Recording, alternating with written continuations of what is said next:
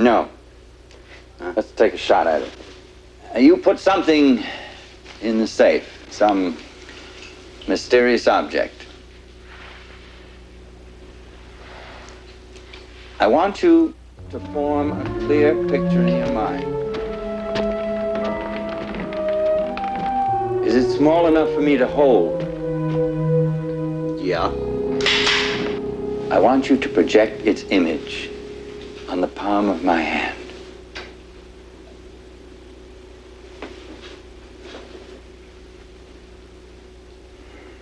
Now, concentrate. I think I see it. Yes. It's coming clear.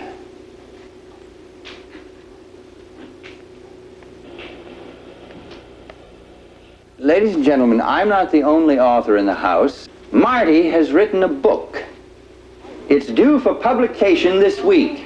It's titled Changing Channels, and it tells about his misadventures in what we laughingly call television land. Marty, you put a copy of your own book in that safe. I don't believe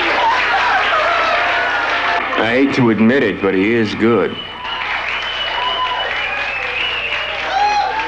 The funny thing is, he's as much of an actor as I am. It's a con job. He convinces the audience.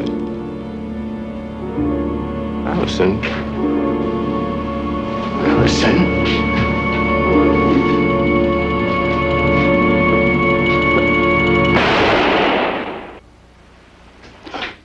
One more for good measure. What the hell are you doing? Did you make me that drink? Gil, how many times do I have to tell you no ice? Cheers. It's empty. I only loaded 2 blanks. What are you trying to prove? Is the phone ringing? Is there anyone knocking at the door? No. Then I've made my point. The sound doesn't carry beyond this house. Well, how do you know the neighbors aren't calling the police? Because I've tried it before. How's your heart? It's pounding. Exactly. There's got to be some other way. There isn't. Well, you could divorce him, you know. We've been over that. Arthur's made a great deal of money in the past few years, and I'm a very greedy little girl. Okay, fine. Be greedy. Take half the community property. I don't want half. I want all of it, including the insurance money. Gil, I've never pretended with you. I'm not sweet, and I'm not innocent. I like to live well. If you wanted someone to bring home to Mother, you should have found somebody else. You're one hell of a cold-blooded lady. Cold-blooded? Let's not start. Let's. I'm going home. All right, you're angry. That's not an answer, is it? Sooner or later, you have to decide. We can have it all. It's so easy. A piece of cake, right? Like falling off a log. It can be. Maybe. Gil, do you want me? Yes. Then help me, please.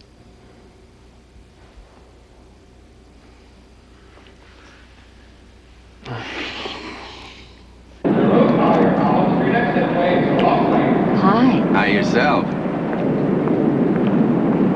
I'll take this one. How was the flight? Oh, some dear little old lady asked me to predict the Daily Double. Other than that, it was fine. Oh, you poor darling. Fame is such a burden. And I love every minute of it.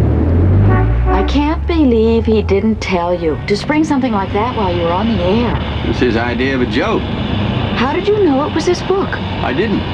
You mean you guessed? I saw on the cue cards he was going to talk about his new book on the segment after mine, plus he's an egomaniac. Plus I finessed him into telling me it was something I could hold in my hand. And if you were wrong? That's why they invented color television, to show my red face. Allison, I'm not an invalid. You have enough stress in your work. I want you around for a long time. You're spoiling me. That's what I'm here for. Anyway, I married you for your money. I might as well earn it.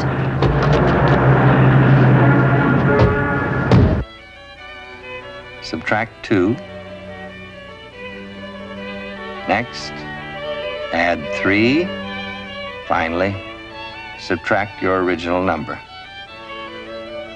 Got it? And the number you are thinking of, and this is an extraordinary coincidence, because you've all come up with the same 2-digit number, is 11.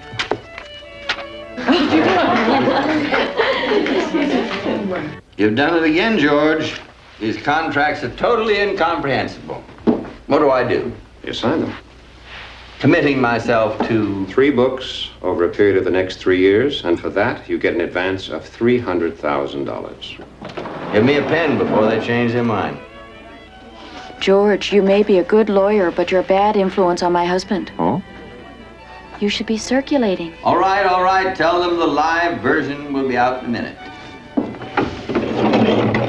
Signed, sealed, and delivered. Let's have a drink on it. What'll you have? Arthur, why don't you read my mind? Oh, you two. It's conspiracy.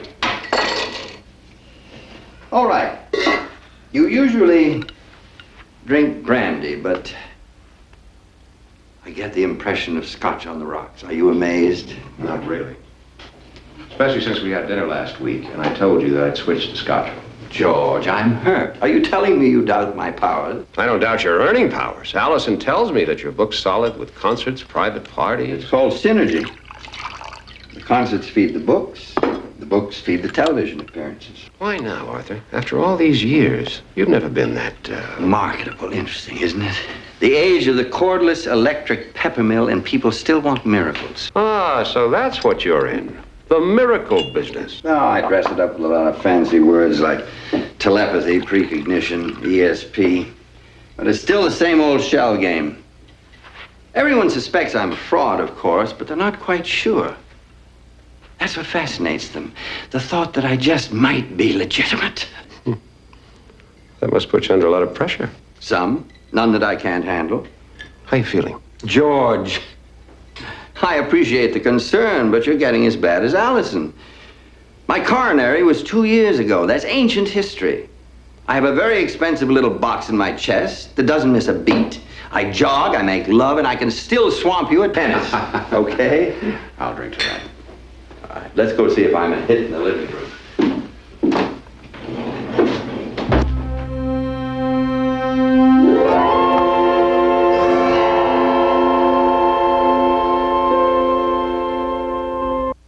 Take 5, guys. I find my robe. Isn't it in the closet? That's not where I usually put... Oh, wait a minute. There it is.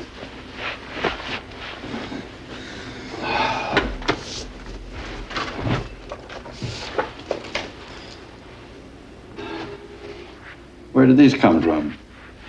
I found them in my pocket.